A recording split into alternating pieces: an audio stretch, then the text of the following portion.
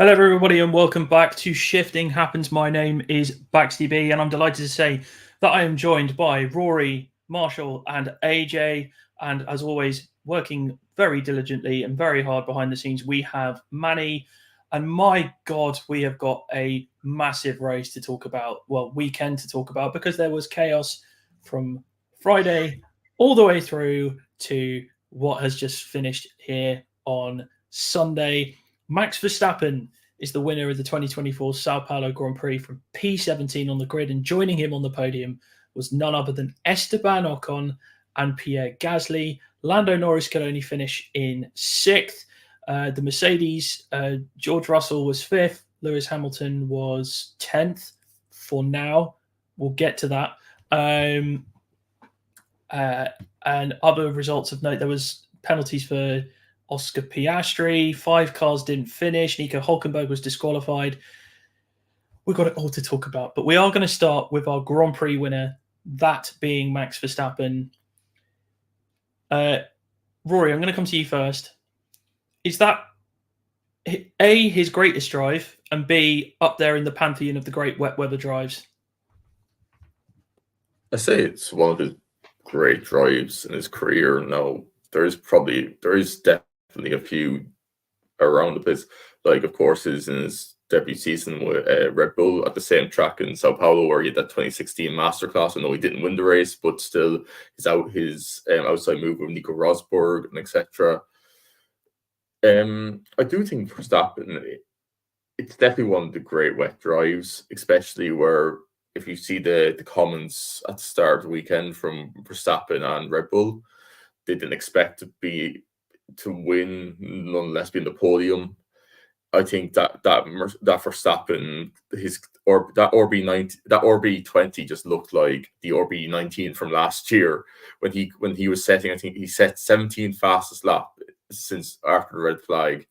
And I think from Luke Smith of The Athletic, he said 10 out of the 11 of Verstappen's fastest laps could have been the fastest lap of the race weekend of the lap. Like, he was on a mission. And I think you saw in Verstappen's emotion after the race and on the radio, this is the first time we've actually seen Max actually cheerful and happy to win a race and show emotion since I think the end of in 2021 when he started actually being consistently winning races. So yeah, I do think it was one of Verstappen's great drives, both in the West and in the both in general. Yeah, AJ, I know you don't dispute that it was great, but I know your praise is leveled elsewhere. But I mean, this was unbelievable by Max. Absolutely unbelievable. Yeah, no, 100% fully agree on that. It's probably one of the best drives he's had in his career. Was it one of his greatest? I don't know, but one of the best for sure. We've always known Max to be a demon in the rain, and he's proved that again today. Yes, there were some things, as we've seen in other races, that the cars just fell correctly for Max. But my praise is aligned with the Alpines this weekend, so I'll wait till later. Yeah, regardless, nothing to take away from Max. It's what we have come to expect of him, and he delivered. Absolutely brilliant race. Yeah, Marshall, your thoughts on Max's drive? I think it's absolutely a brilliant performance, but I do feel like he had the pace to cover this off, even if the VSC hadn't fallen his way. I think it's almost unfortunate in a way that we didn't get to see him charge through the field with that superior pace. It's like the old meme that people used to throw around with the Wolf of Wall Street, where he's just dishing out the fastest laps off the boat. But, I think his pace in that last stint where he just absolutely walked away from everyone, where, it wasn't like George and Lando really had a lot of pace in that race. Like, I think in the end, they would have been powerless to stop him, and he would have found a way by just because he was so fast in that race. Like we saw, like in the first phase of the race, he went from 17th to 10th in the first lap and then 10th to 6th. And he was the only one that was really comfortable overtaking. So I think with that pace, we would have seen a better race. Like he was benefited by the virtual safety car, and Lando and George getting caught out there, which gained him those positions. But I still would have liked to have seen him gain those positions on the track. It would have made it even more of an exclamation point.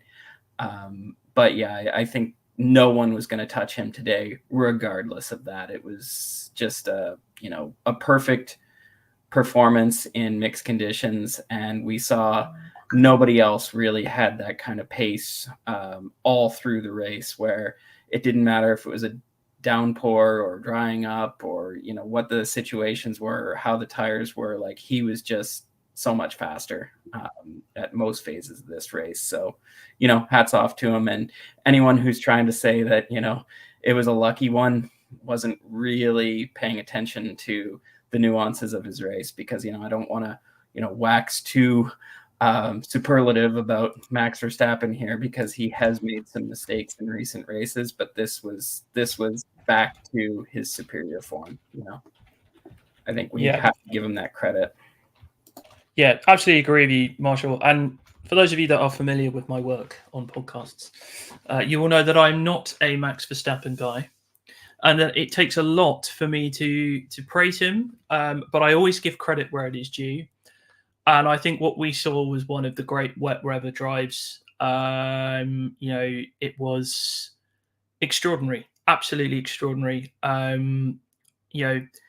The pace he had from the word go was just unreal. He had decided that today was the day that he was going to win the championship. He just said, that's it. No more messing around. Enough of this little Lando Norris title challenge.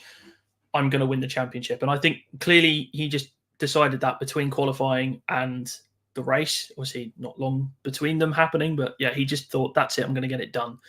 It was just supreme skill, supreme speed. That RB20 has not looked like a race-winning car in the 10 races that Max hasn't won, other than the sprint race he got. And as soon as he got past Ocon, we knew it was game over. It was inevitable. It was like 2023 all over again, basically. But I mean, I'm not afraid to put this straight into the pantheon of great wet drives ever. I mean, the ones that I can think of straight off the top of my head are Donington 93, Jerez 96, Silverstone 08, Turkey 2020, Suzuka 2022. Put that in next to it. No problem for me. Extraordinary drive. Absolutely extraordinary drive. There was a comment that flashed up quickly from Henron. He said, I think Max got lucky in this race, and if it wasn't for the crash, then gap between him and Lando would be less. I mean, yes, he did get lucky with the timing of the VSC and the safety car and particularly the red flag. Let's be honest, he did get very lucky with that, but that was very much a case of you make your own luck. They made the call to stay out along with the two Alpines, and that is what benefited them. And also, let's be honest here, we're going to talk about him a bit later, but Max couldn't account for Lando making the mistakes that Lando made. And yes, Max won the championship today, but Lando did not help his cause at all by driving like an absolute dummy. And to be honest with you, he didn't do a particularly good job in the sprint yesterday either. So a lot to talk about with Lando. We will get to that. But I just think this drive from Max has rubber stamped the World Championship of 2024 in his favour. Go ahead. You have to consider that this is a wet race in Brazil. And if you're not budgeting for things to happen, then you're not on the ball here. Like, absolutely, we had a qualifying session where 5 cars crashed and caused red flags. If you're not budgeting for chaos, that's a failure on your part. And I think McLaren made some inexplicable decisions, and I'm sure we'll talk about that this weekend. Some worked out for them, some didn't. But yeah, you got to take that into account, that to be in a position to benefit from the luck, you have to be prepared for that possibility. And it appeared to me that McLaren was not clearly strategizing in a way that allowed them to take advantage of those opportunities that weren't as unpredictable as, you know, they would be in a normal dry race. You know, you can't say, you know, if you get caught out by a safety car in, like, I don't know, Qatar or something in a dry race, okay, fine, that's bad luck. But in a wet Brazil, you know things are going to happen. The percentages are high. No, 100% agree with you. Absolutely 100% agree with you. Like, Interlagos in the wet is a lottery. It is an absolute lottery, and you have to account for that. And the two teams that rolled the dice today got the job done. And that is the results showed that. So yeah. Before we move on to our Alpine Appreciation Corner, I just want to say there is obviously quite a lot of investigation going on after the race. Obviously, in particular with the start foul up that happened with Lando Norris. We also know that I think Ocon, Russell, and Tsunoda are also involved in that investigation. And then there is also the Mercedes investigation into the adjusting the tyre temperatures after the 10-minute window has begun. Mercedes in clear contravention of those rules. Likely that it might be a disqualification, I suspect. We'll have to see how that one goes. But if we get news whilst we're on, we will let you know, and we will update you as and when. But let's talk about Alpine. My God, what a Grand Prix for these guys. P2 for Esteban Ocon. What a way to close out his Enston chapter before he moves to Haas next year. And then Pierre Gasly getting a podium as well. Just, if you had said to this team in Bahrain testing, given how bad they were in Bahrain, that they would have a double podium in Brazil, they would have bitten your hand off. But Rory, come to you first, mate. What a story this is for Alpine. What a story. As the resident Alpine WEC fan, and our producer Manny, who is also the resident Alpine F1 fan, I think we can both unite in this very happy circumstance. But no, I agree. It's, if you told Alpine, or even this in Bahrain or any part of this season, that they were going to get double podium in Brazil, they would have bitten your hand off. But yeah, and it's, I think even Ocon, like today, Alpine, yes, they got their strategy right. They also were on merit. This pace was on merit today. It wasn't just a fluke. They weren't, when Max got past Ocon, they were able to, Ocon was able to stay with him, wasn't getting dropped immediately. Yes, Max went on a rampage with his fastest laps shortly afterwards. But both Ocon and Gasly could hold their position in P2 and P3. I think Ocon even may have had the older, heavier chassis this weekend as well. I don't even think in the last races both cars haven't had equal upgrades. They've been rotating chassis every few races. And ever since Ocon announced he was leaving to go to Haas, Gasly's got the preferable upgrade choice because he's staying in the team. So yeah, I think I'm happy for Alpine, the staff, the people who work in Viry, the people who work in Enstone, the mechanics, etc., and the drivers. I'm just not happy for the management of Alpine, who caused this team to be run terribly. Yeah, 100%. I mean, what a vindication this is for Oliver Oakes as well. Just come in and he's got the team set up in a brilliant way this weekend to take advantage of conditions and get a double podium. Marshall, I'll come to you next. I know you are sometimes a bit of a hater when it comes to Alpine, or not hater, but maybe I don't know, grumpy Alpine observer. But what did you make of their wonderful result today? Flavio fixed it. The old man came back and everything's fixed. See, they just needed Flav to come back. No, I'm not an Alpine hater. I just get frustrated by Renault's lack of commitment and this kind of race team that is a dedicated, proven championship winning team in Enstone that constantly gets blamed for the indecision of the executive level that's constantly in a state of flux and new leadership, that whenever they seem to have a plan or an L plan, they seem to get, kneecapped by pressure from above that thinks they're not moving fast enough. Otmar wasn't even given 5 minutes, and they decided that he wasn't the guy to lead that team. They've had so much turnover. It seems like there's always a push and pull between France and England, between that team, and they're just not able to get on the same page.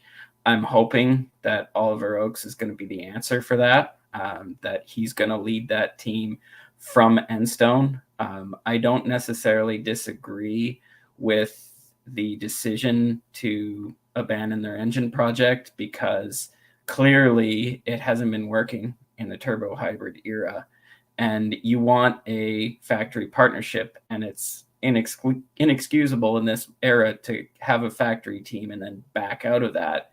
But you have to look at it objectively and say, was Renault a true factory partner, or were they a discount manufacturer trying to make a discount engine to win, preferably by spending as little as possible, or were they a proper factory outfit? So, maybe this allows them to turn the page. I kind of wonder if their driver choice for next year might be a little bit of a step back, to go to a rookie who I don't have anything against him, but I think he's an unproven quantity, and he's been out of racing for a year. And you go from having, Ocon, who is embedded in the team, knows it well, and has won for them, and, was very much capable on the day of putting in these results. And then you go to a rookie, if they might not have a step back next year. But we'll see. I mean, obviously they have people at the table who know what they're doing. And I actually like Alpine. I think they're one of those teams that you can't help but cheer for. I think that anytime that an underdog puts in a result like that, it makes you feel good. You can't help but cheer for them when an unexpected result like this happens. And when Ocon was leading and pulling away from Max, I think all of us were hoping for a miracle at that point. Even Max fans, I think some of them wouldn't have minded if Alpine had put in a win today. Maybe not. But, it was looking good if that red flag hadn't come when it did, that they might have had enough of a cushion to keep that lead. But like I said earlier, I think Max's pace in that last stint kind of put that to bed. I think he was just so much faster that it was probably inevitable. But for that brief shining moment where Ocon was 3 seconds in the lead and, it looked good, it was are we going to get a miracle today? Is it going to be one of those days? But, someday. I agree with you, man. I agree with you. It was they've gone from 9th to 6th in the Constructors' Championship with one result. I mean, that's bonkers. Absolutely bonkers. You can see he stepped up because he is our resident Alpine F1 fan. Fly, how you doing, my friend? And quick word on Alpine, your team. Good afternoon, guys. Yeah, sorry I can't show my face. I'm actually at work. I mean, listen, I really don't know how to express it.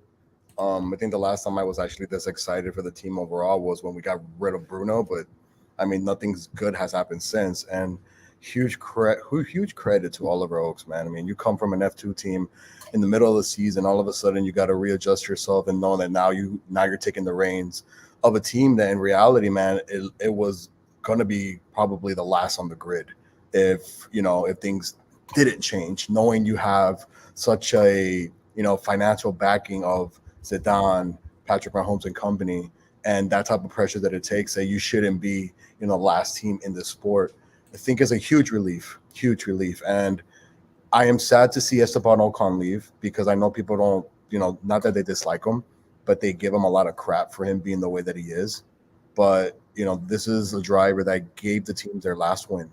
And say what you want to say about about him and his racing antics, but today's drive was another reason why Esteban Ocon, again, and I get it, right? People are going to say, well, he won the race due to whatever circumstances it was because of the weather, whatever the case is, this man still belongs in F1.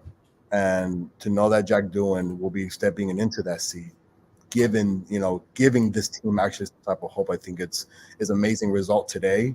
And it should definitely increase the talk of the Mercedes engine, in my opinion. I think it's time. I think I've been with Wave on a couple of times where I think that Renault just wants to be Renault, man. They think that their name still carries weight. It does not in this sport anymore, in all honesty. I keep having to go back to 2006 when this team overall won its last championship with Fernando Alonso. I mean, times have to change, man. It just seems like whatever they've decided to do before was not working. But overall, Rory, I am sending you a warm, delicious croissant. I'm sending you some wine, some nice fine cheese, my friend. I know you're not an F1 Alpine guy, you're a wet guy, but hey, man, today is a great day for the team overall. And again, man, I'm gonna miss Esteban Ocon, man. I'm definitely going to miss the way that he just says, I don't give a shit, excuse my language. I'm just going to drive the car. And granted, this result is an amazing result. Haas coming off that streak all of a sudden, nowhere to be found today, right? In front of V-Carb, like that was kind of odd, right? We saw how Sonoda and Lawson ended, in quali. You would have expected them to finish ahead of time, but overall, man, great performance by both guys, man. And credit to Pierre. Yes, I am an Alpine guy, but I'm a huge George driver guy. George was nowhere near Gasly, probably until the final couple of laps, but by that time his rears were gone, so he wasn't going to catch him up regardless.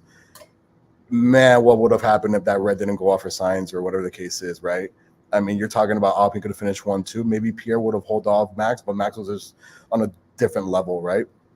But again, man, huge results for the team, and huge credit to Oliver Oaks again. Going into a situation that, listen, it's not easy, right? It's like in soccer, right? You're asking well, I'm gonna give it the result or the example of an EPL, right? You're going to a championship coach telling him, hey, it's your time to coach in the EPL. Like that's not easy, right? In retro sense, and knowing that you have a new boss and et cetera. So huge credit to the team, man. And you know what? I think Wave corrected me on this. This hasn't happened since what, Double? It was 2012, was it? Korea, right? 2013 Korea. 2013 Korea, finishing second and third. Yep, wow. With Kimi and Grosjean. Jesus. And that was with Seb, right? Winning the race as Red Bull. Yeah. My God. So huge day for Alpine, boys. The first time since a double French podium since 1996 as well. Jesus. That's got to be Monaco, right? When Panis won, yeah? Yeah, I think so, yeah. Deligier. Yeah. Man, this is why my son is not going to be an Alpine team growing up, man. I'm not putting him through this 20 years of waiting for results to correct. When was the last double French podium? How long? 96. 96. Okay. That was the year the Dallas Cowboys won the last Super Bowl. That's how old it is, bro. Oh, my word. Wow. AJ, I know you've been wanting to talk about this. Come in, my friend. Cheers, man. Lyrical about Alpine. Look, what we had this chat before we even came live, but for me, the driver of the day has to be. Initially, I was thinking it would be Esteban, but in my opinion, it's Pierre. Starting P14 in an Alpine to pull off the drive that he did and comfortably finish third. He was comfortably there throughout the entire time. He managed drivers coming at him from behind while also chasing those ahead of him.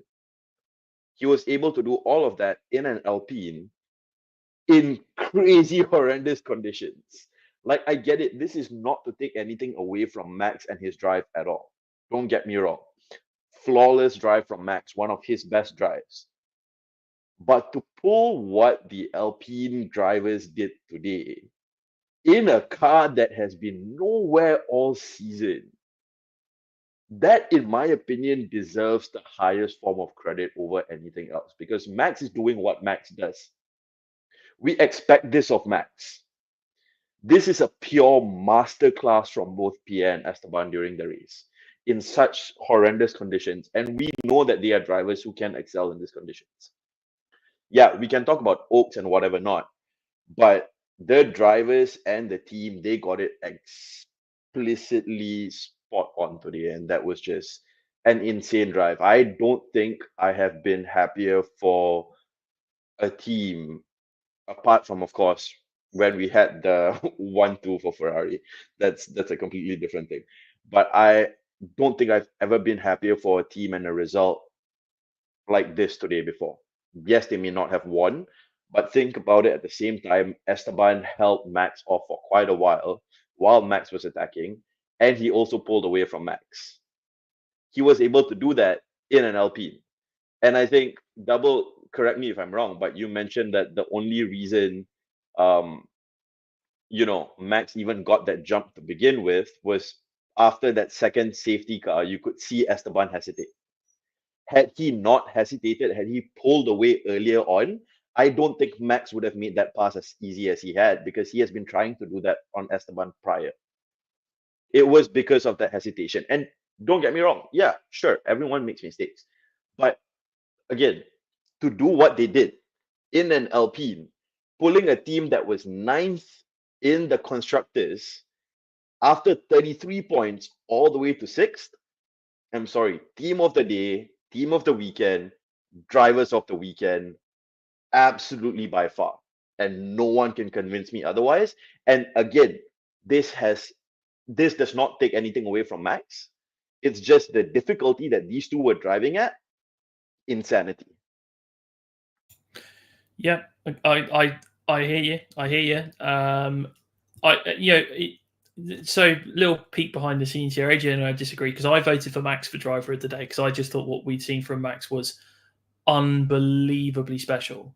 But I don't for 1 minute begrudge that reasoning behind voting for Esteban or Pierre. I wanted to vote for Esteban as well, because I just thought he has been nowhere all year. We've not seen him. He's had a really rough ride since he announced he was leaving the team, and then he's just gone and delivered that.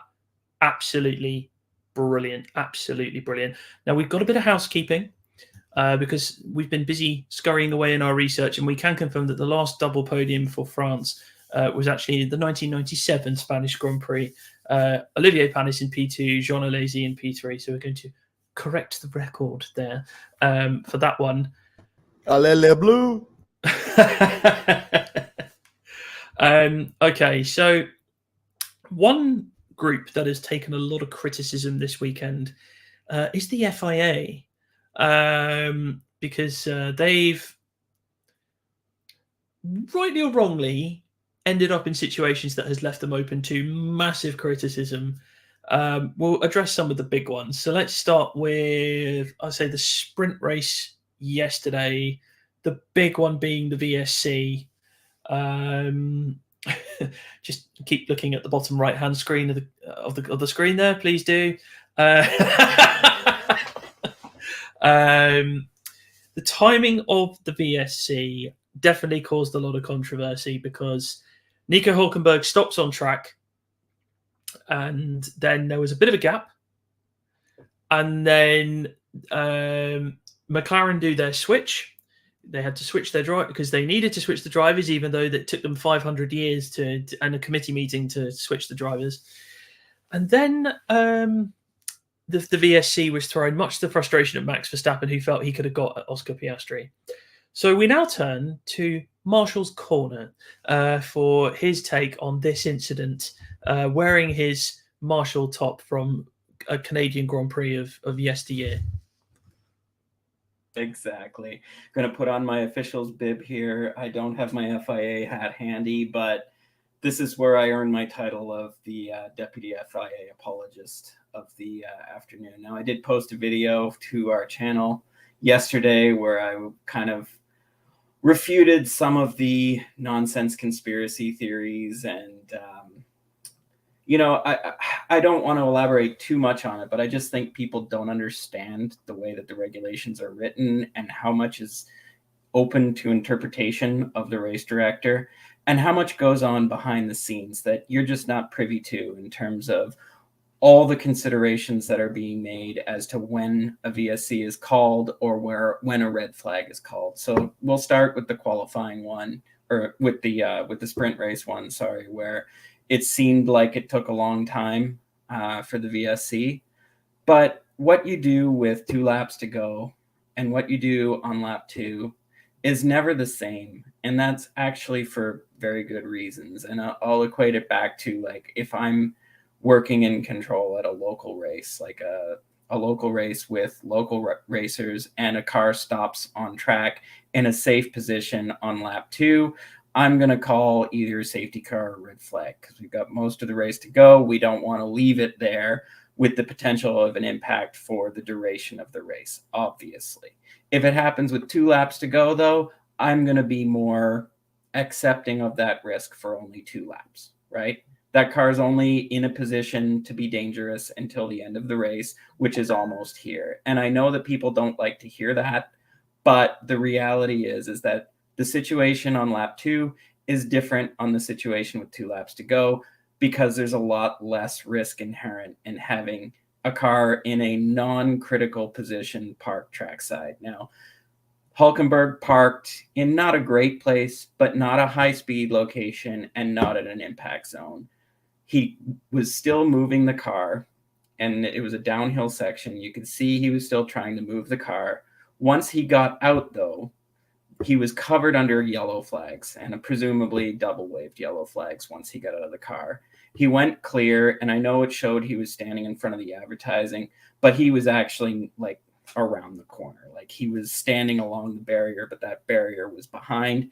You didn't see marshals coming to run to get that car until the VSC is called, and that's very consistent with regular procedure. That's absolutely how it works, and this will come back into on the Hulkenberg incident in the race today.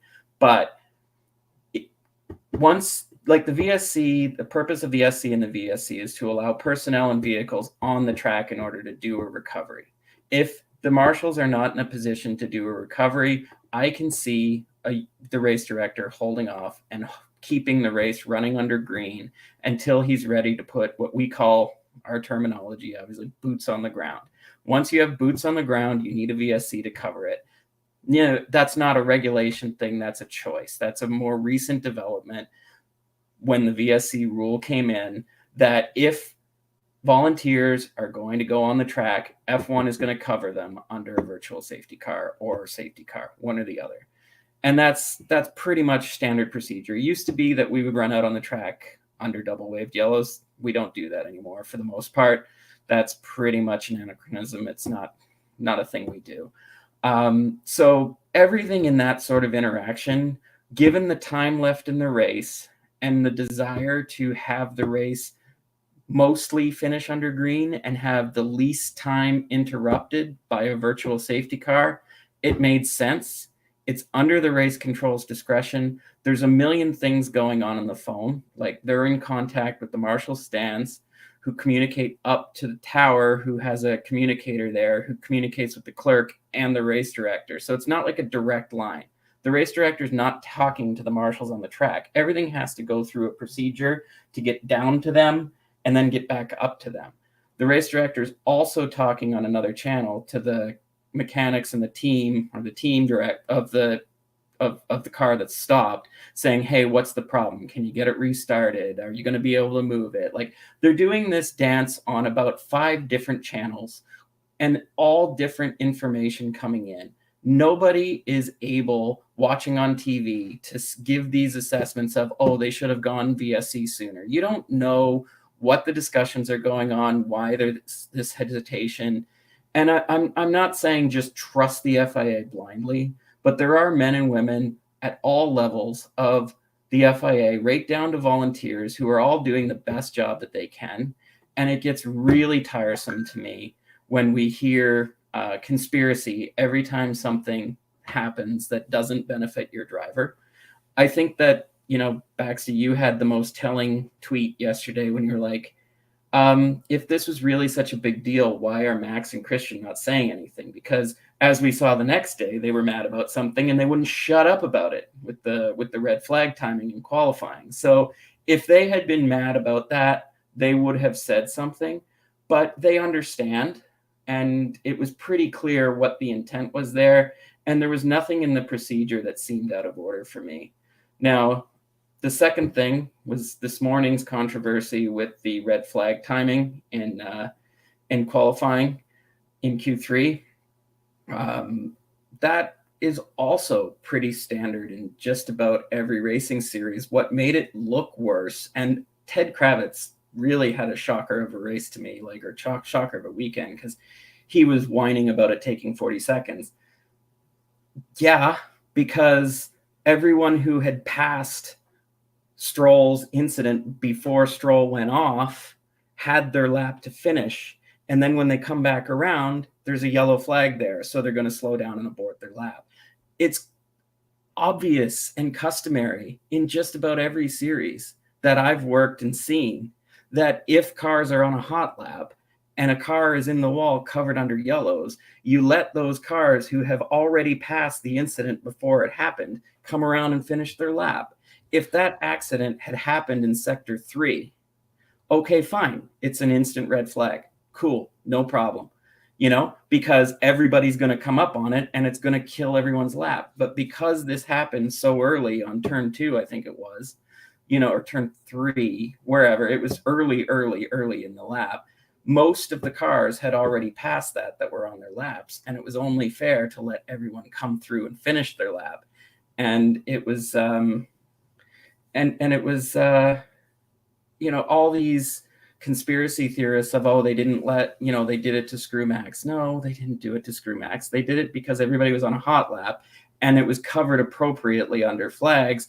Once everybody finishes that lap, then you go red because nobody's on a hot lap at that point. And IndyCar is great at this because they actually have gone one step further and they've moved their timelines at most tracks, especially the street tracks, where the qualifying timing line is actually before pit in. So you would finish your lap and then pit, and then nobody comes in. So even if there's an incident in turn 1, they would just say, stand by, and everybody knows to just cross the line, finish their lap, and go right in the pits. They wouldn't have to go around and come to the incident in turn 1. So, this is standard. I just want to add one bit of detail to this Lance Stroll, that this particular red flag, because there were 5 red flags in qualifying, which is just absolutely chaos, is that the Lance Stroll one in particular, which is what caused the controversy and led to the Max Verstappen elimination, essentially, was that Lance actually was still moving the car, hence why they threw double wave yellows. And then when he stopped the car, it was pretty much instantaneous red flag from that moment. But whilst Lance was moving the car, I suspect that the clerk of the course and the race director were waiting to see if Lance could get out of his own volition, but then obviously he couldn't, so therefore they called it off and they threw the red flag.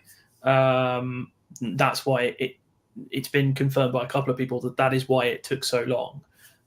So I just wanted to add that little bit of context. Seeing as we're going to talk about the race start as well and all of that nonsense, and we are still waiting to hear about that penalty, if there is going to be any penalty applied. We don't know. That it's a very messy situation, that one. Well, before we do that, AJ, Rory, if you want to quickly dive in and give your thoughts on those 2 incidents and just kind of. Yeah. So really quickly, I think just to add on to what Marshall was saying, because everything that he's talking about, for all those who are complaining about what happened during the sprint yesterday, if you go back and you watch the specific driver cams and the timestamps and you look at the live broadcast version of it, there was maybe about a 10 to 20 second delay from the moment Hulk got out of the car to when it was announced as a virtual safety car. So if you take into account everything that Marshall described that goes on between the communication process of everything, there's no reason for it to be a conspiracy, because what a 10-20 second delay is essentially what it would take about for you to relay all the information. In fact, if you think about how long it would be to go through all those channels, it's a pretty quick decision. We've seen delays like that happen all the time. This is not new. This is not crazy. I think what people need to realize is that it's very easy to jump and put blame on something and someone just because it's at the detriment of the driver that you like. it's very easy to criticize a mistake that someone else makes because it's something that you don't like to see. But you have to take a look at things from an objective standpoint sometimes. And I think it's a good way for us to pull back and look at things as a whole. For example, even if I'm going to be jumping a little bit over here. For example, if you're crashing on one particular driver, if let's say people are going to go have a go at Lando today, look, yes, he made mistakes, but name me one driver of the 23 drivers in this season who has not made a bunch of mistakes. No single driver this season has had a flawless season. Not even any one of us here. None of our favorite drivers have had a flawless season. Everyone has made ridiculous mistakes. Absolutely ridiculous mistakes this season. So if you're going to crash on one person, take a step back and think about the people that you support and how they've messed up too. Yeah, The and FIA are high pressure on everyone, the way Marshall has said. I also want to say, like, that the driver getting out of the car changes the calculus of moving it too, because if you need to send a marshal out and the driver's still in the car, one person can push it to a safe location if the driver's still in and can steer it, maybe two. But once the driver gets out, you need, two people in the back and then one to, use the wheel and steer it around and mess around. And usually you need like a fourth person at least, or you just send everybody in swarm. And I noticed, like, where that corner is, the marshals were way upstream. So by the time the VSC is called, they all had to run down to where it was. So you weren't saving any time by going under VSC any sooner. You can't deploy them until you've given that okay once the VSC is deployed. So, the situation of the driver getting out changes the calculation of, well, now we have to put the VSC out. And in fact, in our regional racing, we actually tell the drivers in the drivers meeting in the morning, if your car breaks down, stay in the car, because you're safer in the car. So if you park on the side of the road, we have the option to just treat it. We call it a permanent condition. So if you cover it for a steady yellow for 2 laps, if somebody parks on the side of the road, you cover it under steady yellow for 2 laps, and then no flags. It's a permanent condition. They know it's there. So if there's a breakdown, that's old school, but we still do it that way. So it's very Okay. So I want to jump ahead and talk about. So we were going to talk about the aborted start, but we need to now talk about the Nico Hulkenberg black flag, because we've had the official document. It's just come through, the official document on the Nico Hulkenberg disqualification. The stewards heard from the driver of car 27, team representative, and reviewed video evidence. Car 27 left the track at turn 1 and received outside assistance before the car continued, and that has led to a disqualification from the race. This looks very familiar to certainly to me, the Ayrton Senna disqualification in 1989, when he received outside assistance and was after the crash with Prost and went on and won the race before being DQ'd. So that's how I'm seeing it. I know, Marshall, you wanted to talk about this. Yeah. But just to say, this is the first disqualification in an F1 Grand Prix since Canada 2007, when Fizzy and Massa got disqualified for running the red light in the pit lane. It's the first disqualification for non-technical. In race black flag, should I say? Yeah. But the Senna one, just to correct, the thing that they got Senna on was that he re-entered the track at a different place than he went off of it. That's what they did him on.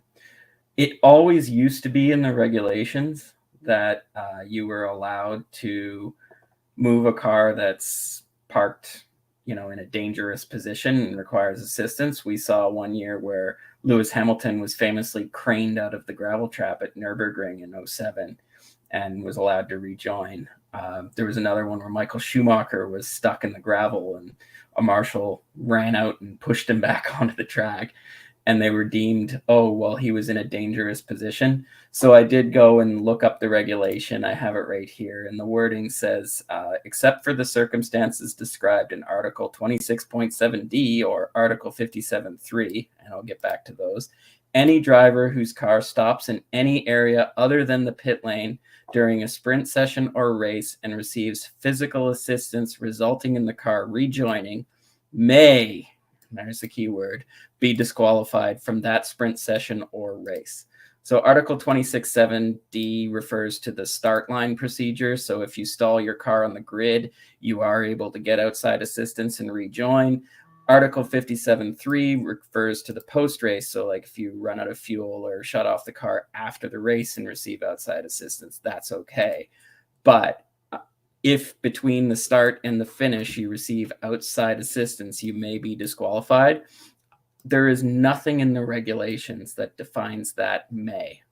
So this is obviously the clerk or the race director just made a call that they were going to apply this regulation.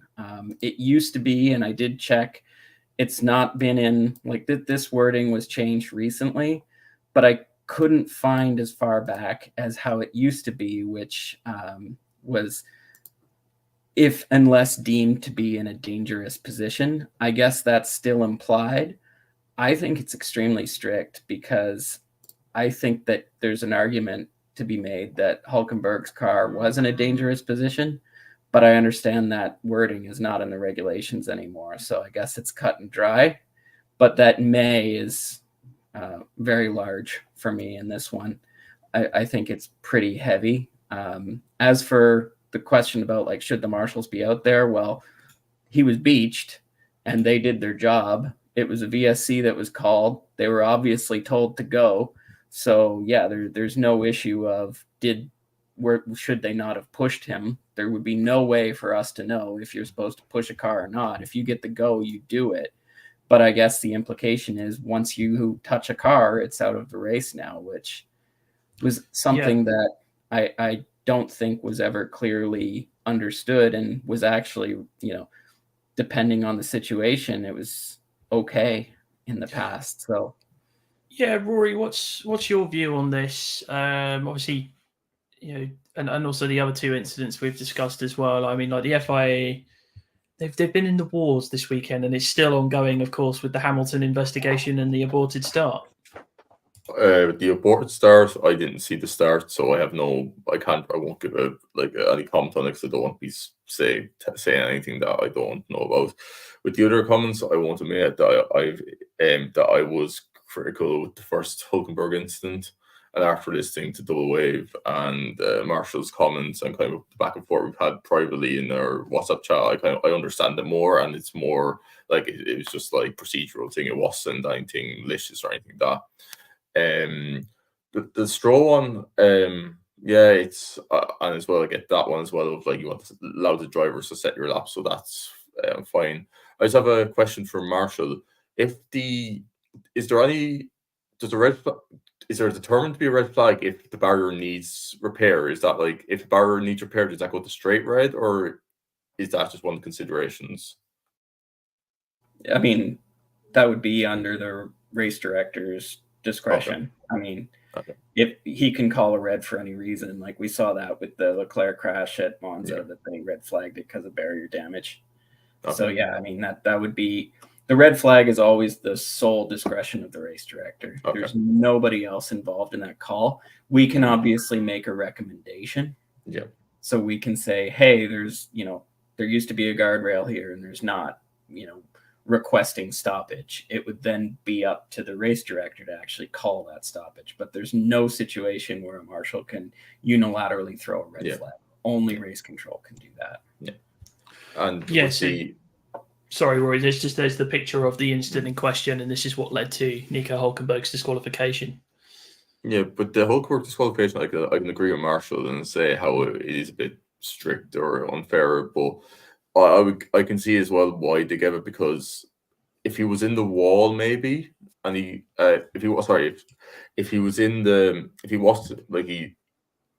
car wasn't moving, his car was moving as well, so. Yeah, it's unfair. It's a bit strict, but I think it was kind of unfair on Hulk that the way how he found out about it, he didn't really. He was left. The team didn't tell him that he was black flagged or disqualified. He found out on his own volition, like, and he wasn't. He was kind of a bit angry about it, but yeah, the what's going to happen with the stewards? It's going to happen. Like, I'll have to go back and watch the board start to see actually. I know you guys have told me about it, but I kind of want to just see it for myself as well. Yeah, I'm for the abandoned start. I'm actually going to leave Marshall and AJ kind of to talk that one through, because like Rory, I missed it just by as I was driving home. I've been away this weekend, and then we're listening on the radio, and then we heard Lance Stroll's gone off. It's like, oh my god, donkey of the day, much. But then, yeah. But can you talk us through? And Marshall, will come to you as we're still in Marshall Corner. Can you talk us through how you saw it, and also, like, I know you had some issues with the way that was handled as well. Okay, yeah. So first of all, yeah, Lance Stroll, the first driver in a long time to bin 2 cars in one day.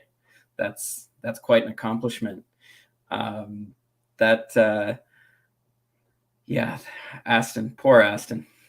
The only team I feel worse for is Williams right now. But anyway, that whole situation, I would have liked to see a call sooner. That was uncomfortable because we knew that he was in the wall for quite a while, and you would have liked to have seen the less indecision. And I think what they're probably deliberating in this stewards inquiry is the lack of instruction that was provided by having the cars still line up on the grid under that uncertainty. I would have liked, and this is the only thing this weekend that I think that they do need to tighten up. Like, of everything that's happened this weekend, I don't think, in all the hemming and hawing and manufactured controversy on Twitter, this is the one thing that I do think that they could have takeaway for is, in a situation where you have a bunch of cars lining up and mass confusion as to what's going on, that race director should have made a call sooner. And it was born of the confusion. Now, obviously, that doesn't excuse Lando from taking off when he shouldn't have, because under the regulations, an abandoned start means an abandoned start. It means you park, you shut the cars off, and the mechanics come back on the grid, and we have a new 10 minutes. And that's what should have happened. But because the call was so late, there's a certain amount of muscle memory that kicks in and says, oh, if we're all parked on the grid and they abandon the start, then we just go around. But there was no green light. It was, to me, very cut and dry. That they should not have gone based off of the regulations. The mitigating circumstances is for everybody else, once the rest of the cars have gone, it kind of messes up everything, because then on the timing, you're a lap behind. They've used a lap more of fuel, which messes up the fuel consumption calculations. And we've seen that before. With red flag scenarios, like, everything gets thrown out of whack. So if you're sitting there and everybody else is half a lap ahead, I can see the anxiety of all the other cars sitting there not knowing what to do and saying, well, everyone else is gone, we have to go too. And we'll see how they sort through it. I think the fact that it's unprecedented and the fact that there are mitigating circumstances means that there was only one real choice, and that was to do this, which is litigate it after the race. I think any in-race penalties that were levied for this infraction in such a, unique situation with a lack of precedent and so many mitigating circumstances, you want to get that right. And you don't want to levy a 5 or a 10-second penalty in the race that can cause unintended consequences, put cars out of order, advantage other cars, disadvantage others. Like, having those penalties, applied and not be able to be rescinded in the race, it's better just to investigate it after. I'm actually a big proponent of that. I know some people hate the uncertainty of stewards' investigations hanging over the race. In this particular situation, I actually think that was the right call. I do think, though, that if they're going to examine their procedures, they have to be more quick on the call of what to do and not let the cars line up under that uncertainty. They had to have a quicker call there. But, I'm sure that they can examine their procedures and make sure that they tighten that up in the future. But as it's never happened before, we'll probably have to wait a really long time for something like that to ever happen again. Go ahead, AJ.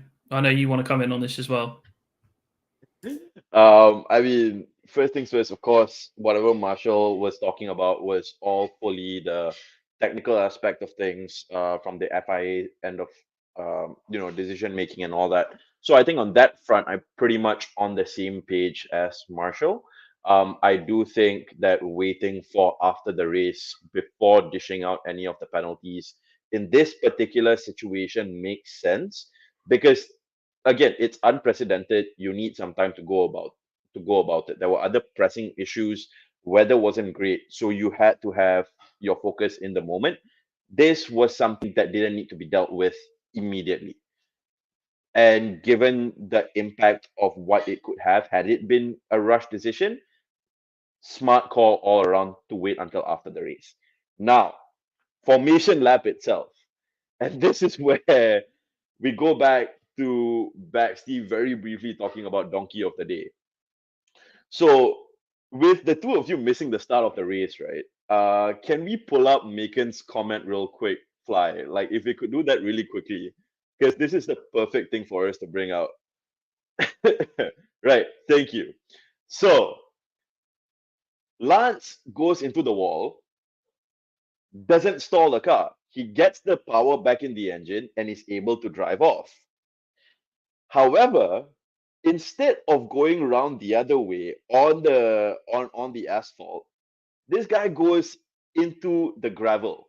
The gravel pit is there to slow you down when you are at a high speed and the momentum can still carry you back onto track, right? That is what the gravel pit is for. This guy is going from a standstill, just makes a quick turn and expects to be able to carry that speed throughout the gravel track. And instead, no, he sits there like a beached whale.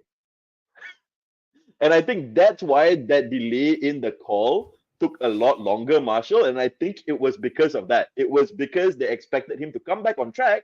But no, he decides to go and sit on the gravel trap and enjoy the beach on a rainy day. And that's Lance Stroll for you guys in 2024. He ain't beating That those is daddy's Lance cash Stroll. allegations. He's not beating them. It can't be done. It cannot be done. Yeah, it doesn't make sense. Like, why, logically speaking, you're not even in a high pressure situation at that point. It's the formation lap. Did you hear the stat that they said? It was like a dagger to my heart. It was like on the weekend that Lance Stroll did that, it was scheduled to be his breaking Jacques Villeneuve's record for the most starts. Yes. Jacques Villeneuve's record for the most starts by a Canadian driver. And it was just like, oh no. That's just so embarrassing. Yeah. Why? Now, speaking of embarrassing, Marshall, I'm afraid to say, here we go. Here's the video of it. Oh, Lance. Oh, you sweet summer child, you. In this clip, the Brazilian fans started chanting Djokovic's name. That's perfect. That's perfect. Oh my god, the Brazilian fans are savage, man. They are savage. What an idiot. Oh my god. There was an escape road right there, Lance. Right there. From standstill. From standstill, you try to go through a gravel pit. Make it make sense. This is an inside job. This is Lawrence Stroll getting onto the phone to Lance saying, because of your crashes, we can't afford you to crash in the race. We need you to crash, beat yourself so we don't get crash damage. Mate, that is ridiculous. Like, I can't believe that. Oh dear, but it wasn't just Aston Martin embarrassing themselves. Rory, talk to me about Lando Norris, mate, because that was horrific. Horrific. Wait, Like- sorry, real quick.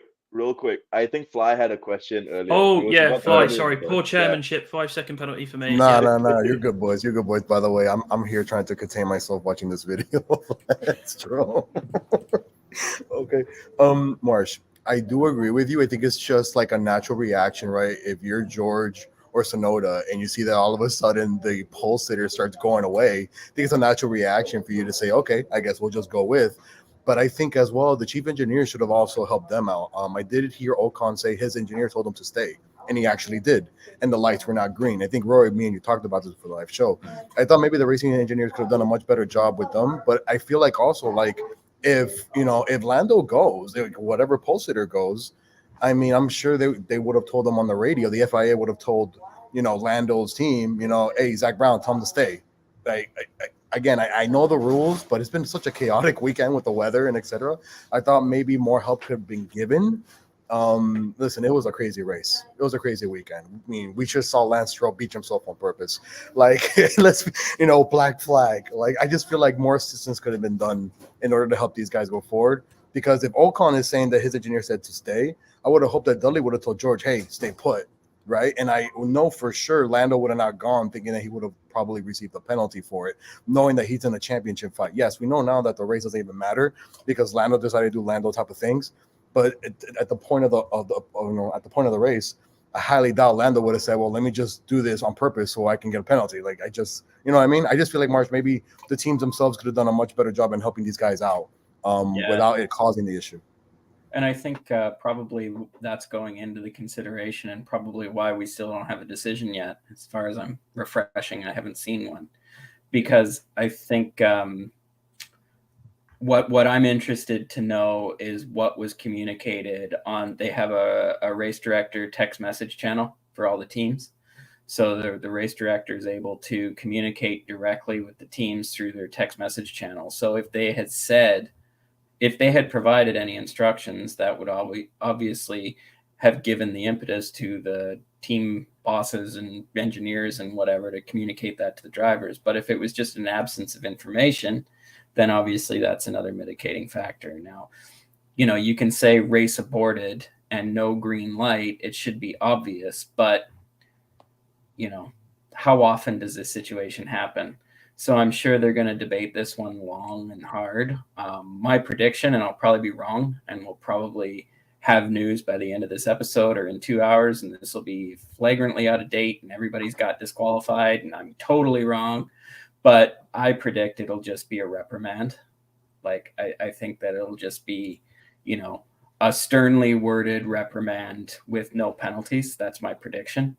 We'll see. Like, it'll be a guilty but no punishment type situation. That's what I think it'll be. Yeah, but we'll see. That's just my speculation. That could be absolutely wrong. And if you're watching this later and I'm an idiot, well, okay, sorry. But that's just what I think. No, absolutely. So we've got a comment here from friend of the channel, Macon. He says, was Lando just supposed to sit there? The rules and regs need to consider how long the front markers are left to overheat.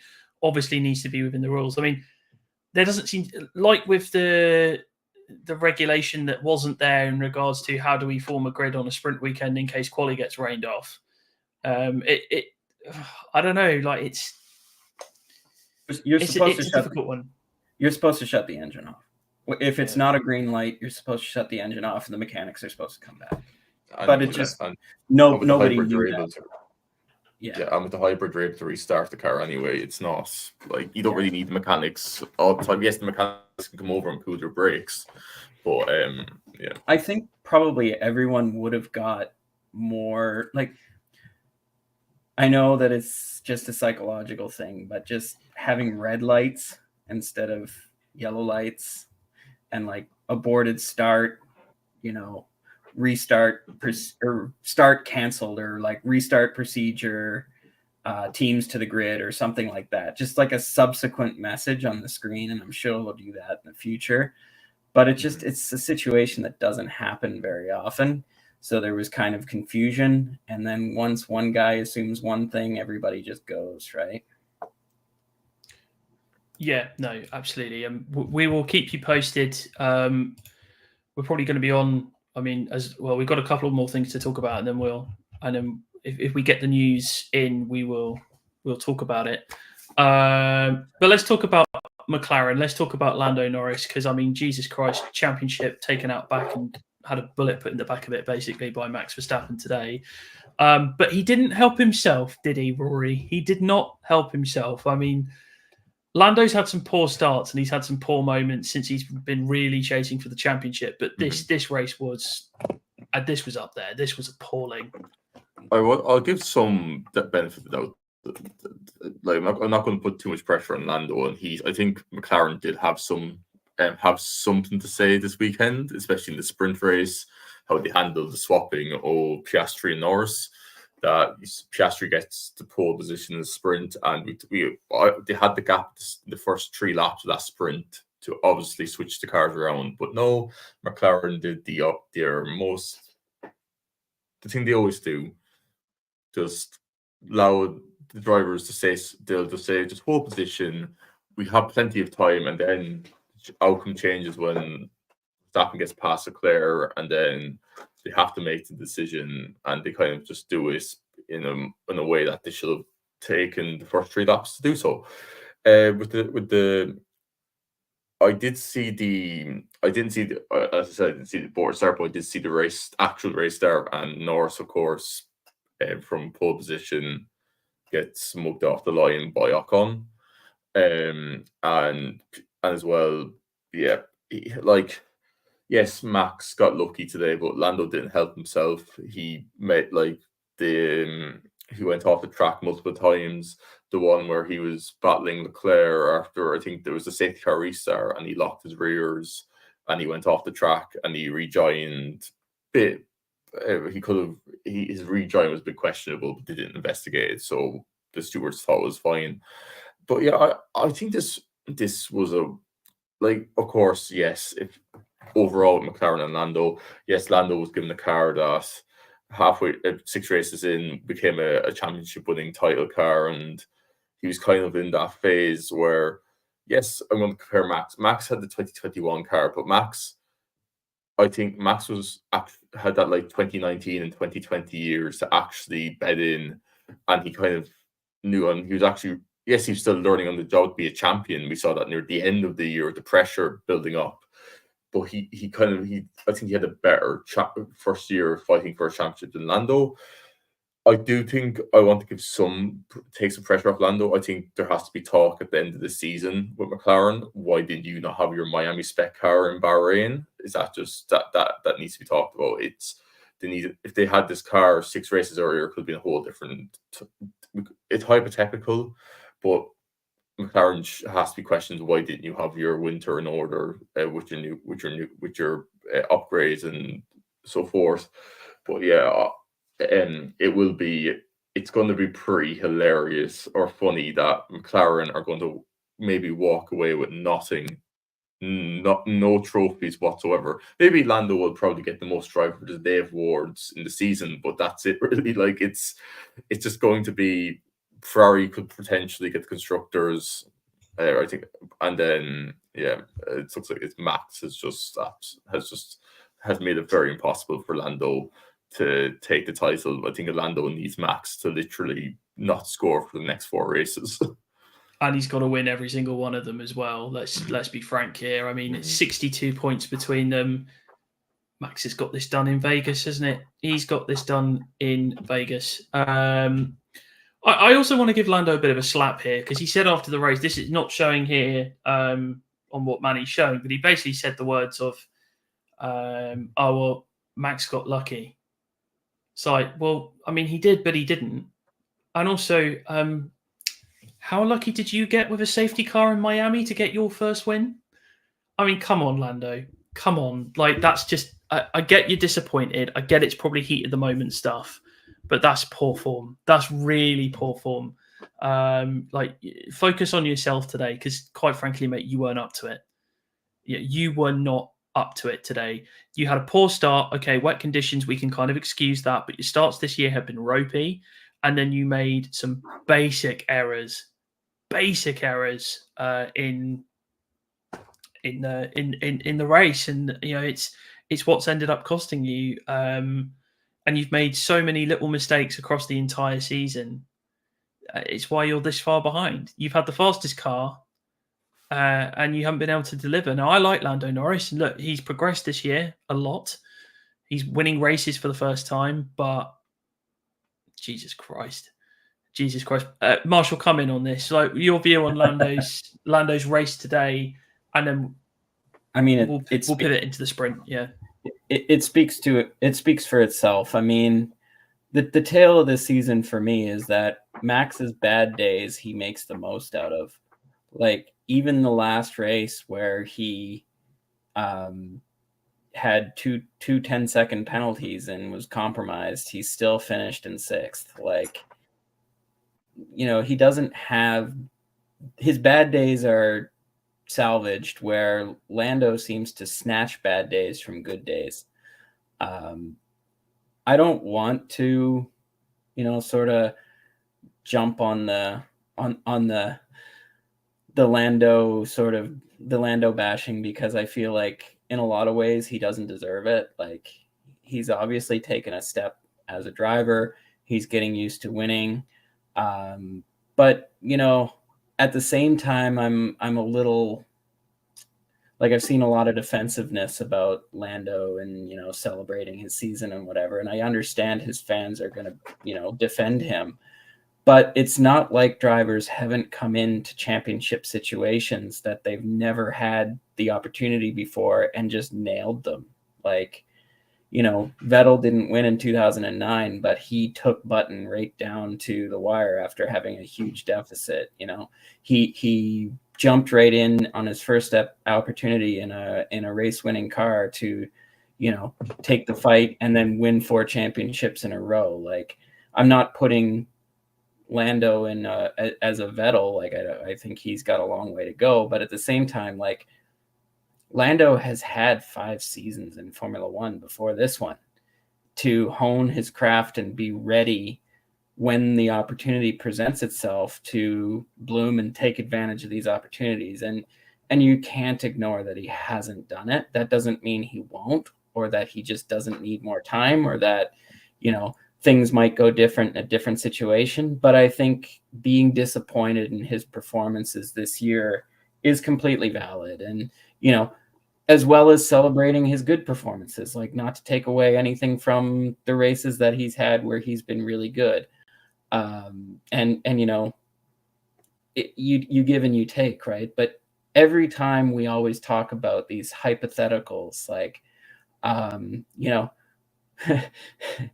a cheat. I know we're going to have this one. Like, what if Max and Charles were having a championship fight? How would that go? And you always have these theoreticals, and you're like, oh, I think Charles would put Max in his place, or I think Max would cover him. Everybody's got their own opinion, but you think if that situation comes up, your guy is going to take advantage of it. Here it was, Lando had that opportunity and he hasn't. And yeah, it's definitely a bit disappointing. I think he's got some growing to do. I think he's got some growing up to do. I don't think that quote in that tweet really gave the because I watched that whole interview, and I was actually watching it thinking, oh, I'm going to mention this on our show today, because he felt so conflicted, and he was just sort of meandering in his talk. He was like, no, Max deserved it, and he was really good, but he also got lucky, and I'm unlucky, but I earned it, and blah, blah, blah. Like, he was going around in circles in, like, the 5 stages of grief, like, all in one interview. And I kind of felt bad for the guy, because I even said, like, in my head, I even clocked it, oh, that's going to get clipped, when he said Max got lucky. But it's not like he was saying Max got lucky. It was like, oh, well, Max kind of got lucky. And he was lamenting. He wasn't, like, exclaiming. He was just in a bad headspace, you could feel it. He was not saying, oh, Max got lucky and I should have won, or Max got lucky. It's like, he was just sort of trying to process everything that happened. And in that situation, I think that you need to have a little bit more discretion. I think you have to have a stiff upper lip and communicate better in terms of your own emotional stance. Like, I think that he was just kind of, he sounded unsure of himself. And I think, yeah, go ahead, Rory. I think Marshall as well. There was a point in the race where I think the team were communicating with Lando about like Piastri. Like, we want Piastri's a 10-second penalty. We want you to go a bit faster. And you can even hear in Lando's voice that he knew at that moment the title was over, and he was kind of like, he just knew that I know that it all came on top of him, and he realized in that moment the title fight's over. Where the position he was, and I do agree with you, Marshall. I think that yes, there has to be some criticism of Lando, but also it has to go. It's not just Lando's fault. Some of the criticism of Lando this season has been over the top. And I do think it is McLaren has to take blame in the sense with their strategy, their operational, how they've controlled both driver management this season. So yes, Lando has criticism. Oscar can take criticism yet at some points this season, or like in the last few races, his qualifying has to be up to standard, and that's why Ferrari has kind of nearly capitalizing on the constructors' fight, and he has to be scoring. But I think overall, it's mostly, I think it's about 60-40 McLaren Lando. I think like there is, or even less, maybe 70-30. I think it's more McLaren, but like Lando hasn't helped himself in certain situations on track.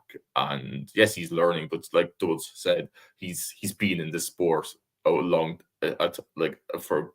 actually a long time, considering how drivers go in and out of the sport. So yeah, AJ, do you want to come in quickly on Norris?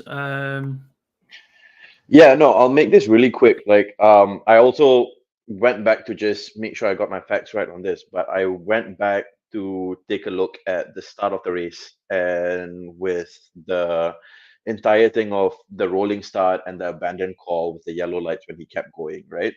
The decision that we are essentially waiting for that is being investigated about. And I think rewatching that, it re-emphasized the point that Rory is trying to make. In a sense of that McLaren really needs to take the weight, because I went back to play the clip of the radio at the start, and essentially how it went play by play was that he was lining up on the grid. He gets told that yellow flag turn 4. He stops at the start of the grid, and they don't say anything, and then they're like, probably an aborted start. And then last car approaches, and the yellow lights comes on. No communication from the team, and he just keeps going off. And he gets told to like recharge his battery and things like that. And midway through the lap, he gets told again, aborted lap, you're gonna restart again. So that to me is just a major indication of a lot of these issues stem from the lack of communication that he is getting, and the lack of sort of like decisiveness from McLaren to their drivers. There's something that's missing there. And yes, while Lando can take blame, don't get me wrong, Lando deserves criticism for certain things, and there are certain things that he can do to grow as a driver, especially when it comes to like press conferences and things he says. Again, I'm not going to be too harsh on, like, if you're looking at your own self, and we know him to be someone who's self-critical. I'm not going to try to be too nitpicky when you're just analyzing something fresh off a race. It happens. Sometimes you say things in the heat of the moment, which is why a lot of drivers tend to wait for later. His driving, though, he's good, but in our prior discussions that we've had before this, I think a lot of people have always had this question mark about Lando. Yes, he's talented. Could he push someone for a championship? Yes, he could. But does he have what it takes to win a championship? And all of us always get stuck at that. Does he have what it takes to win a championship? And that was where I was stuck at. because I'm not disputing his talent. I'm not disputing his drive. And I certainly think he's at a level where he will be competing with people. He can push people for championships. But I don't see that quote unquote it factor in Lando that makes me think that this guy has what it takes to be a champion. Versus when I look at George and I think, yeah, George has that it factor where if the stars align, he would definitely win it. In my opinion, I look at Charles, he has that it factor that if stars align, he gets the opportunity, he's going to win it. Oscar, we haven't seen enough of him yet, but it is trending in a direction where you give him a shot, there's a potential that he is definitely going to push to win it. It's that it factor for me that's missing with Lando, not negating his talent at all. But this season, burden of blame more on McLaren than it is to Lando for me. I mean, how do we feel about the whole sprint situation when obviously Oscar got pole, dominated the race, and then basically late on had to give it up? I mean, McLaren had made it clear just a few weeks ago that Lando is the designated number one. They had 2 opportunities, as far as I could see, to do the swap and not compromise Oscar, and yet they chose the complete arse end moment to do it. You know, I mean, I think we were on the verge of papaya rules here. I mean, Jesus Christ. I mean, you know, Marshall, what was your view on that whole situation? Because as far as I'm concerned, it was just awful team management. I mean, I think that call just personifies McLaren in this season, that they know what their best chance is and they seem to care about the feelings of the drivers. And, you know, one driver in particular's feelings is completely irrelevant to the numerical situation that the team is in. Like, I like Oscar. Oscar has been very inconsistent this year. I think if you're comparing Lando fairly, you look at how well he's done on average against Oscar. Oscar's had a couple weekends where he's outperformed him, but on balance, Lando has been the best, you know, the best driver in the McLaren field. And it's just business. You have to sit this kid down and say, I know you're ambitious. I know you told Alpine that you wouldn't drive for them so you could drive for us, and you think that you're the guy, but you're not the guy today. You might be the guy tomorrow. You might be the guy in 3 years, but you're not the guy today. And it almost seems like they're afraid to tell him this. I don't know why, but it was frustrating watching that sprint race when it was just clear that they, you know, Oscar could not get away from Lando, or not get away from Lando. And Lando was giving Charles the DRS. Why are you doing this to yourself? Why are you putting the driver who needs the points at jeopardy of a Ferrari who's not in your fight? Just put Lando in front and leave Oscar as the rear gunner to protect from Lando and Max behind. And then any shenanigans that happens, Lando is insulated from it, because the last thing you want is Max going for it and taking them both out, because you need to score those points, right? Like, you don't want Lando and Max tangling on the track again. Like, we've seen that. If you're McLaren, you should just know that any situation that puts those two in proximity, you want to avoid that. So it wasn't even like the synchronized swimming that I had a problem with. It was leaving Lando at the mercy of Charles and Max for too long. Like, why are you even letting your driver, who could be down the road, because you can manage the pace as well. You do the synchronized swimming, you let them by, and then Oscar manages the pace and lets Lando get a few, out of range, right? And then it just becomes defending on, Oscar just has to defend. Like, that's your job, kid. That's your job today. Your job is to finish second, but to give Lando a gap. It's not just to let him by in the last lap. It's to protect him from being in range of those who could negatively impact his outcome. And today McLaren did it again. They were like, oh, well, we're going to pit, even though we know we've had half a lap. Like, there was, even if they had not said VSC ending, that there's a good chance that the VSC could end while you're in the pits. And that is lost time. So just leave him out. It's an obvious decision that if you got screwed on the VSC, do not pit. And I know George came in too, but they both shouldn't have. It was just the wrong time. You missed your moment. It's better to stay out and not risk being caught by the VSC ending while you're in the pit lane. And, you know, I haven't watched it back to see if they could have avoided it, but that's two bad decisions by McLaren on successive days. So we can sit here and we can say Lando hasn't matched his moment, but neither have McLaren. Like, let's be honest. Yeah. Just a quick bit of breaking news. We said we'd keep you updated on the aborted start penalty.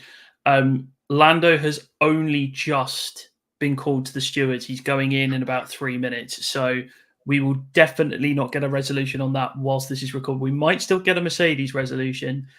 Probably unlikely, but Lando and Yuki's, and I suspect I've just had a notification come through to say that Esteban's just been called in. That's what they're dealing with now. Rory, what did you make of the old switcheroo in the sprint race?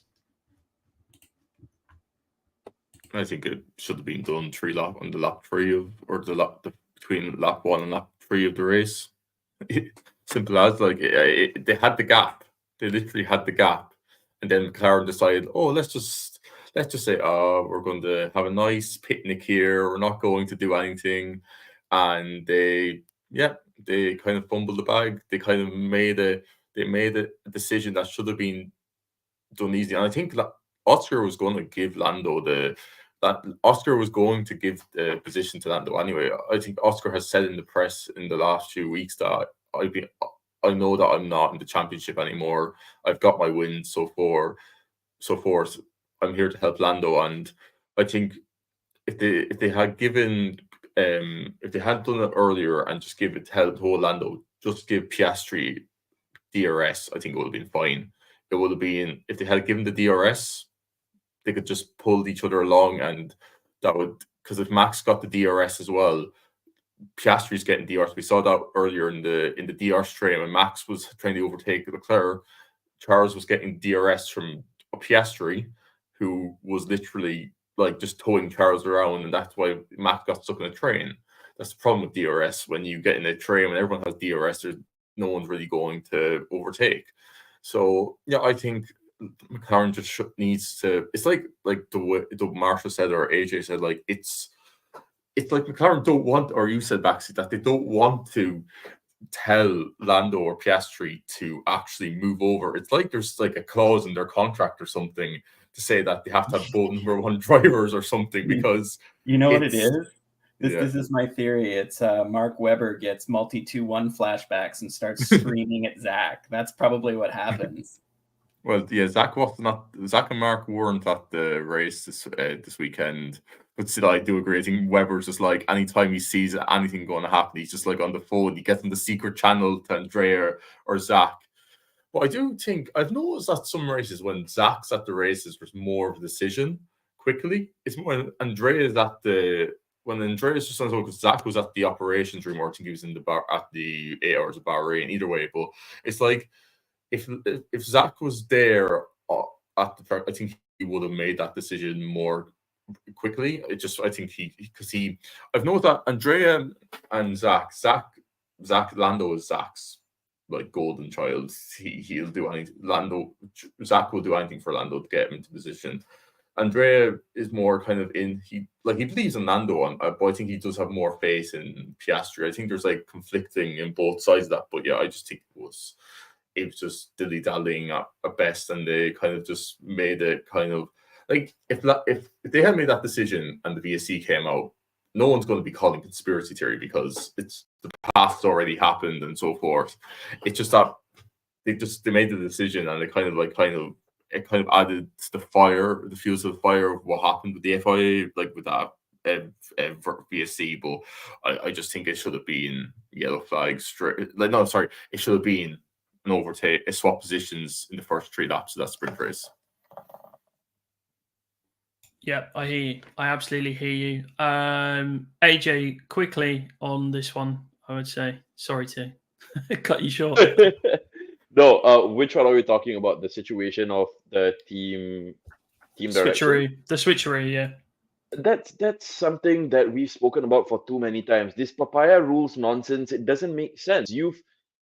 At the end of the day, this just strengthens the criticism that we have, right? Like, how much can we blame both Lando and Oscar when the team themselves aren't decisive? Like, when your team can't come out right and give you an answer, hey, look, do this. This person is the one who's up there challenging for drivers' championship. If you are going to not make the swap, and if let's, for example, right, we saw this yesterday. Lando had the pace. Oscar couldn't pull away. You are bringing the Ferrari back into play over here. With the Ferrari into play, you're also compromising your Constructors' Championship. Why are you doing that? Exactly like, I think, was it Rory or Baxter? You mentioned it earlier. Swap them around. Yeah. How does it feel as a Ferrari fan to be saying that for a change instead of having it said about you?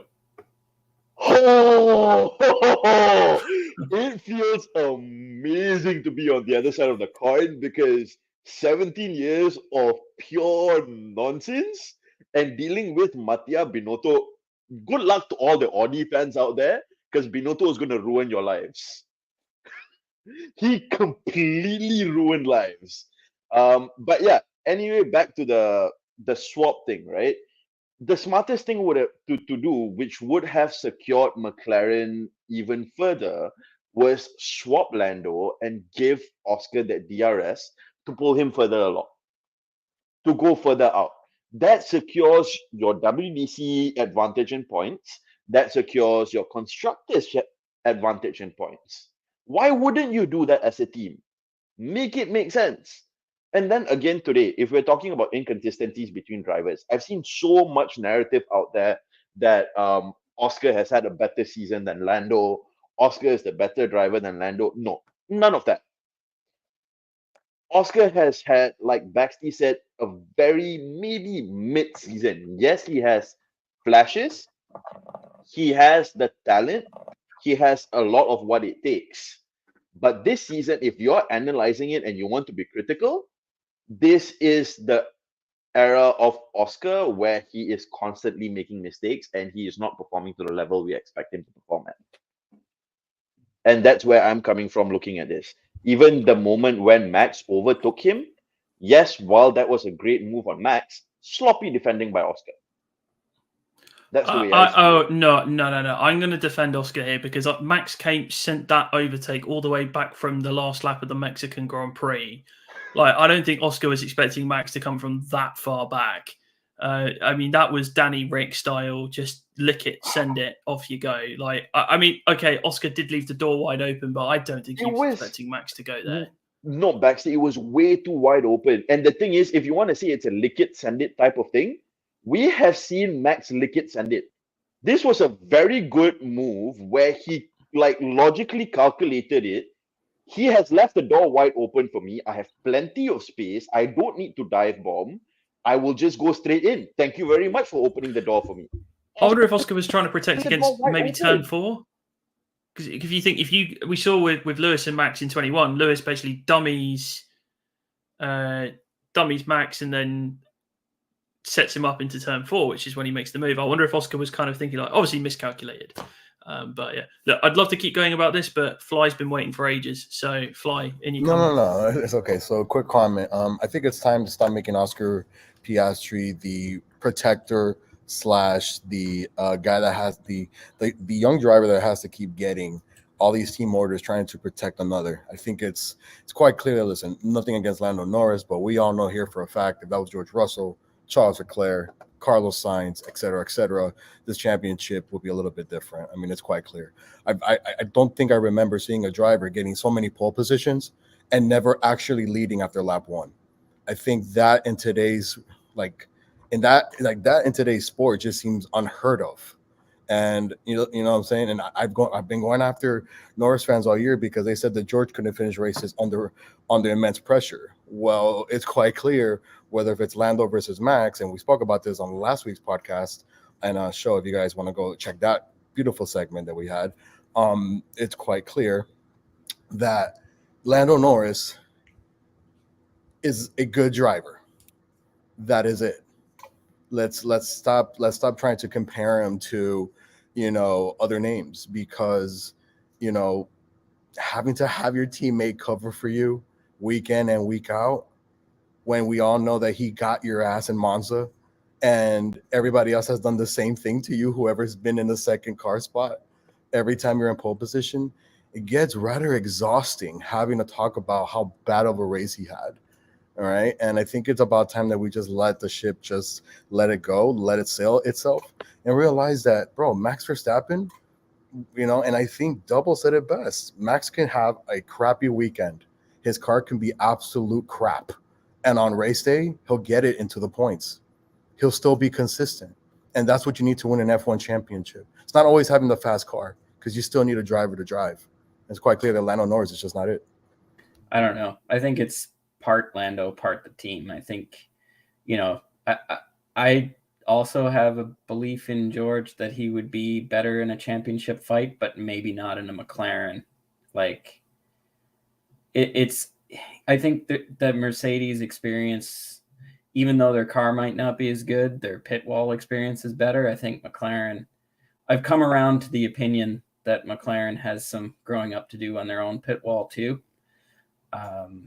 But I hear you. I just think that it's the combination. You can't separate Lando's failures from the team's failures when it comes down to both costing probably an equal proportion of points this season. I hear you, Marshall, but I don't know what the team has to do with him always not leading after leap one in pole position. That's my issue. Now, when it comes to having to switch the cars in the middle of the race, a bad pit stop communicated, not being able to tell your driver exactly what you want to do within the race, when we all know that it sounds like they've had a discussion before the race. I'm just talking about when you are the pole sitter, when you're the main guy at the start of a race in this sport, continuously week in and week out, he does not lead after lap one. I don't know what happens in turn one, but we all know that if he's at pole position, bro, it could be Lance Stroll, it could be me, you, it could be anybody. He is not going to be leading lap one. And that's the major issue. When that ends up happening, the entire race of Lando Norris doesn't go as planned. And that's the thing. If I could make a really good comparison, Baxty. So essentially, Fly, correct me if I'm wrong here.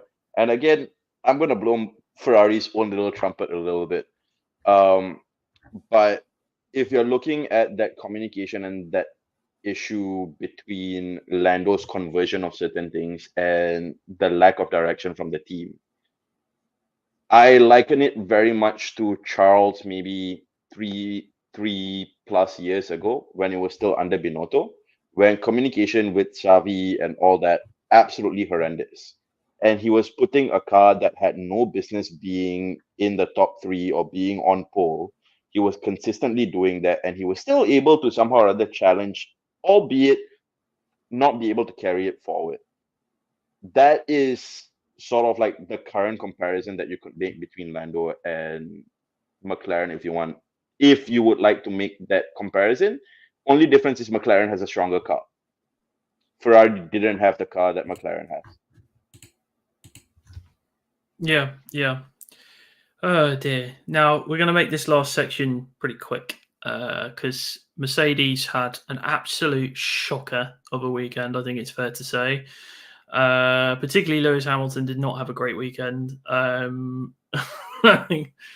mean, I could talk for hours about Mercedes, but I'm not going to because, quite frankly, the performance has just been appalling.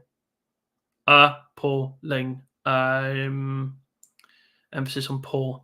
And Baxley appalling in Sao Paulo. Yes, of course. There we go. But I mean, just the car is all over the place. I mean, George did really well today. I mean, I want to give George some credit. He drove a brilliant race, took Lando off the start, led half the race. Lando didn't even look like getting near him. And then one poor strategy call basically ended up costing him well, I don't think he would have beaten Max given what happened. Why, Baxby? Why do we have to revisit this, man? It's like the fourth, fifth time, Baxby, that we've seen George leading a race, man. And every time he gets told about a certain strategy, it just goes to crap.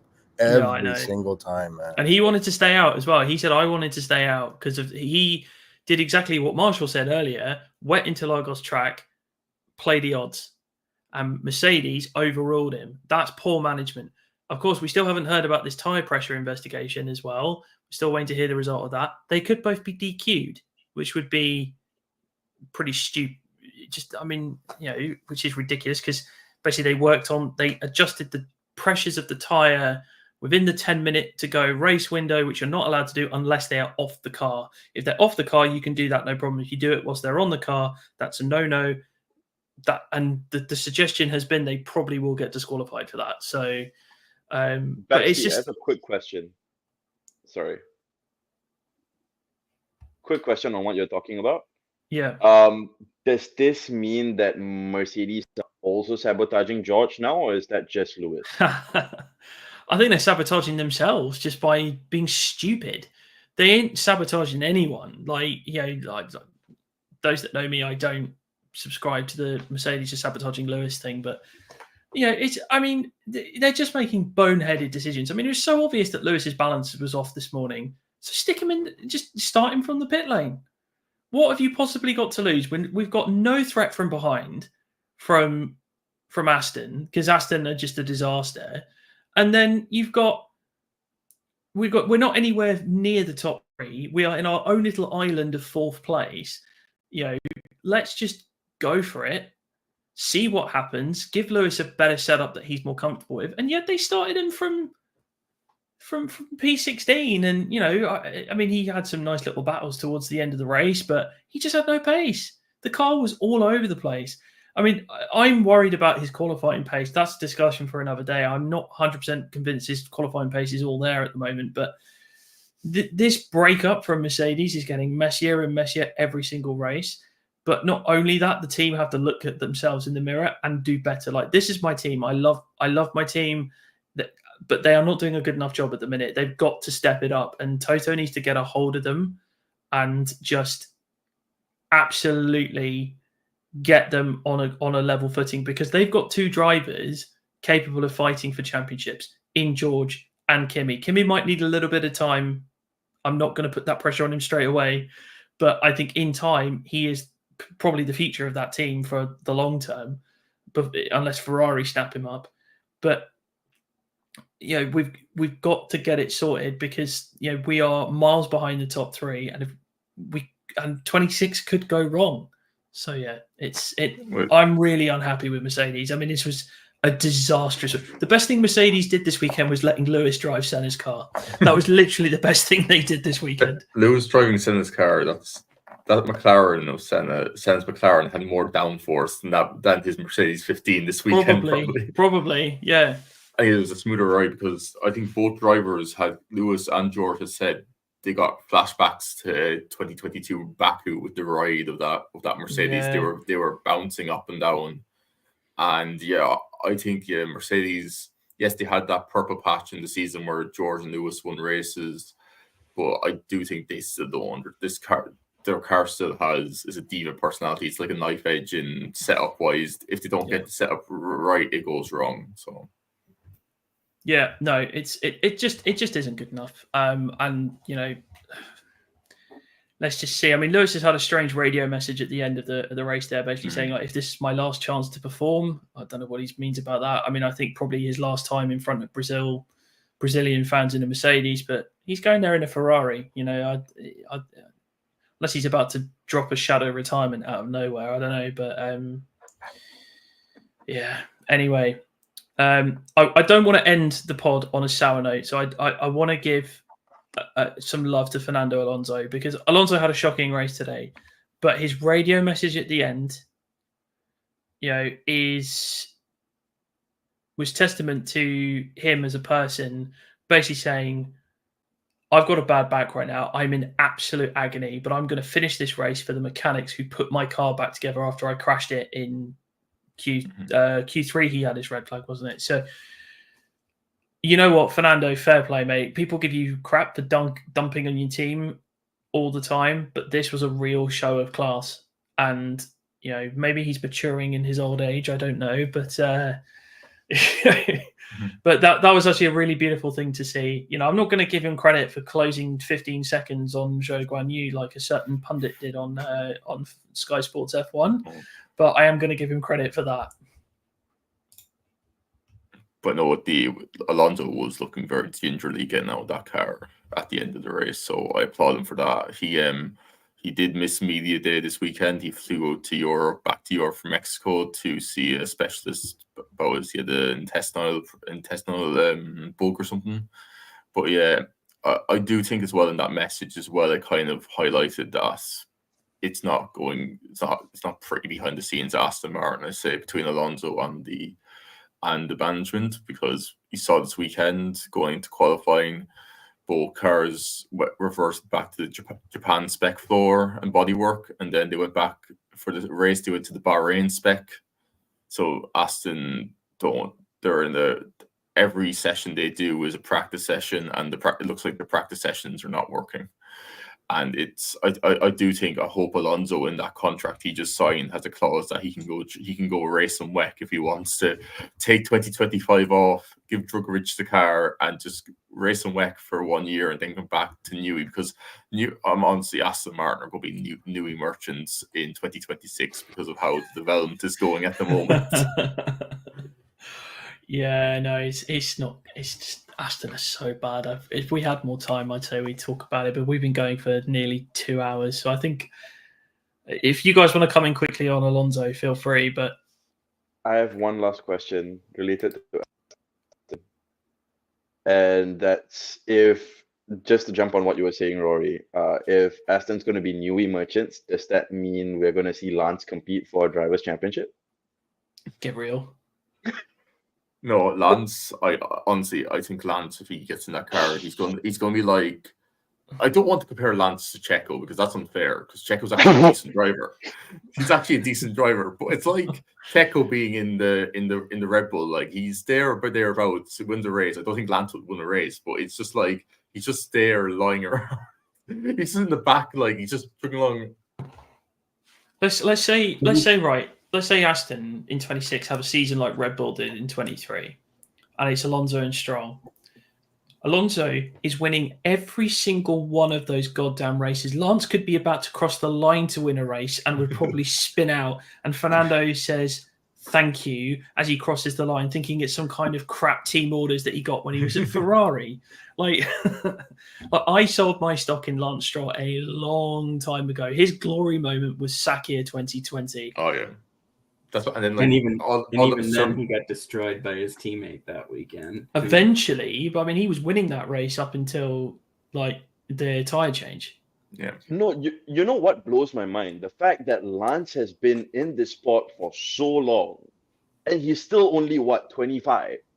7 years he's been here. Yeah.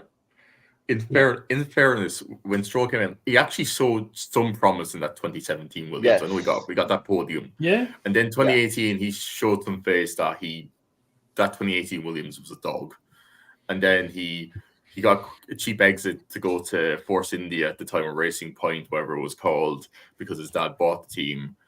But that 2020 Mercedes, he did show some flashes in that car, but it was just there was the overall consistency where he was bidding into the wall and so forth. He got podiums, he got that pole, but yeah, I don't know. He didn't exactly shade Sergei Sirotkin, and have we ever heard of that guy since? No, Sirotkin was unlucky. It was unlucky to lose his seat because he was actually decent in that Williams. It's just funding came along with Kubica and Russell. He wouldn't have made it past 2022, let's be honest. No. Let's be frank. Yeah. But it's just maybe Team Mazepin, if they ever get back in, might give him a seat. Who knows? But yeah. How crazy is it that F1 anymore? Go ahead, Marshall, quickly. How crazy is it that we've talked for almost 2 hours and we didn't even have to mention about Perez and Lawson getting into it again, and that the musical chairs of who's going to drive Red Bull and RB or whatever they're going to be called next year. Racing Bulls is what we're hearing. Yeah, we have we could have a whole discussion on that, and we didn't even have time for it. I even wore my Checo Perez hat today. I mean my Giancarlo Fisichella hat. You know, I mean, we do have a 3-week break where we can cover all this. So yeah. So yeah, look, what I will say is I think there has been rumors linking Checo away from Red Bull as of today, basically, as in like post Brazil, he would be gone. So if there is a swap at Red Bull, we will be here to cover it. But alas, ladies and gentlemen, that is the end of this week's podcast. Thank you so much for joining us. The fact that we didn't talk about that stuff shows how crazy this race was, that we had. There was just chaos. You know, we all love a good chaotic race, but this like felt Canada 2011 levels where it just never ended. So, but thank you so much to my fellow hosts, to Rory, who you can find on Twitter at Rory Talks F1 and on Instagram at Rory Talks Motorsport. Am I right? Is that right? Mm-hmm. And then you've got Marshall, who you can find on Threads at Double Wave Yellow, and he does occasionally masquerade on the Shifting Happens Twitter account as well. And then you've got AJ, Shiver Me Eaters on Twitter. And then you've got me, BaxtyB on Twitter. And our amazing producer, who, of course, has chimed in a few times. We've got Fly. You can find him at Apex63 on Twitter. And he's not here at the moment, but our other co-host, Shesmed on Twitter and Tired GP as well. My name has been BaxtyB. We've all earned our 3-week break before Vegas, and I shall speak to you all very, very soon. Peace.